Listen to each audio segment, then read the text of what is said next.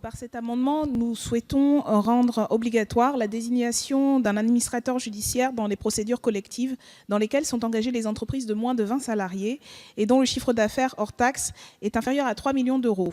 En effet, pour l'instant, ces entreprises ne peuvent bénéficier de l'expertise d'un administrateur judiciaire. Or, c'est précisément dans ces petites entreprises qui ne disposent pas nécessairement des compétences adéquates que leur savoir-faire pourrait être des plus utiles. C'est le sens de notre amendement. Merci, monsieur le rapporteur. Cette disposition, en fait, rendrait plus cher les capacités rajouterait un coût, et pourrait hypothéquer y compris les capacités de redressement de l'entreprise, donc défavorable. Je vous remercie, monsieur le ministre. Défavorable. Les tribunaux de commerce sont des juridictions qui traitent les litiges relatifs au code du commerce, notamment, et où il n'y a aucun juge professionnel, mais des représentants et représentantes des entreprises, dits juges consulaires.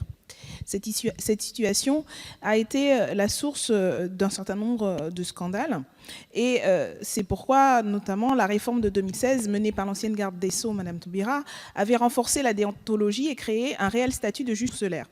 Mais cette réforme n'a pas modifié leur composition, et en intégrant l'échevinage, le mélange entre juges professionnels et non professionnels.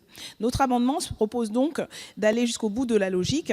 Nous nous inspirons pour cela d'une proposition du rapport présenté en 2013 par nos collègues Untermeyer et Bonneau, relatif au rôle de la justice en matière commerciale.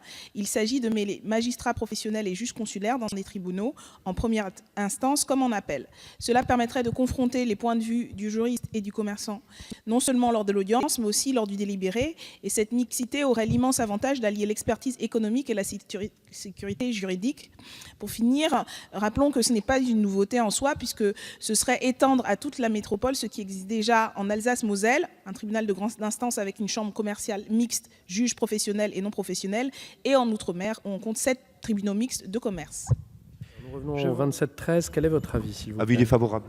Défavorable, monsieur le ministre. Défavorable. Très bien, nous passons donc au vote sur le 27-13 qui a reçu un double avis défavorable. Qui est pour? Qui est contre? Il est donc rejeté. Nous passons